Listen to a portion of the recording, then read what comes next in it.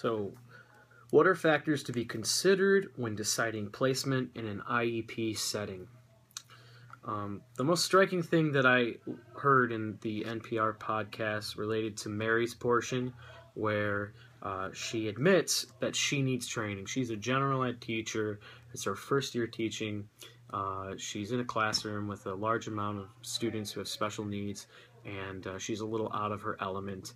And that was very striking to me because it just goes to show how limited general ed teachers are when understanding this whole field of teaching. And I think it would be very beneficial to include a couple of Sped courses within curriculum for general ed teachers. I think that would be very beneficial in the long run. It would fall in line with saving the school money. Having more education will provide them with the skill set to better differentiate between inclusion and students who need more individualized attention. And I think the general ed classrooms I think one of the good things is that they're compensating for the lack of SPED teachers. There's a very big shortage of special ed teachers. They talk about this in the beginning. And there's also, they don't mention, but in my research for my philosophy paper, there's also been a rise since 2008 of students with special needs. So there's a huge disparity between these two groups. You need teachers, and there's a higher demand, and general ed classrooms are compensating for this lack of SPED teachers by placing special ed students who need special education in the classroom. And while it's good that they're still getting the education, there's still inclusion. A lot of students with extreme behavioral disorders might benefit from a little one-on-one time, or students who are, for instance, like a student who's blind may need someone on the side to help them out. And I know, for example, when I've worked with some of my blind students in my observations, I always had to be on the side with them and kind of explain things and help them out. And that goes a long way, especially when there's internet work.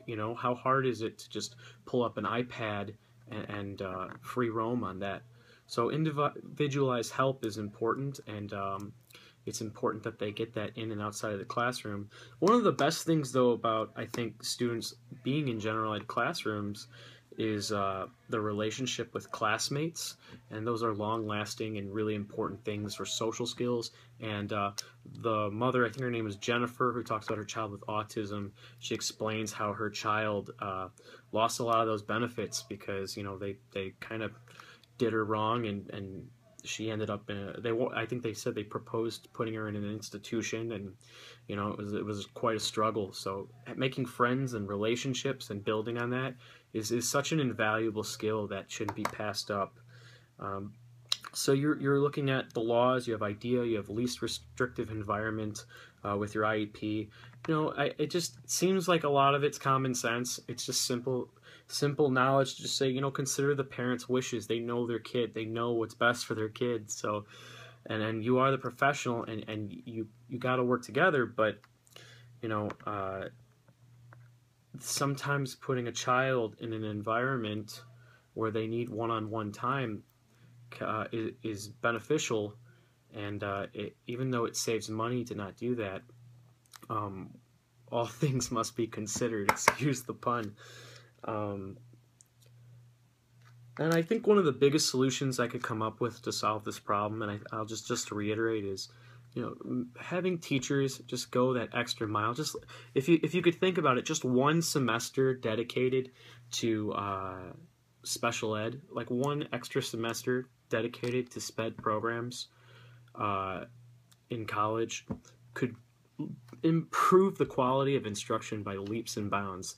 And I don't think it's that unreasonable of a request, and has great long-term benefits.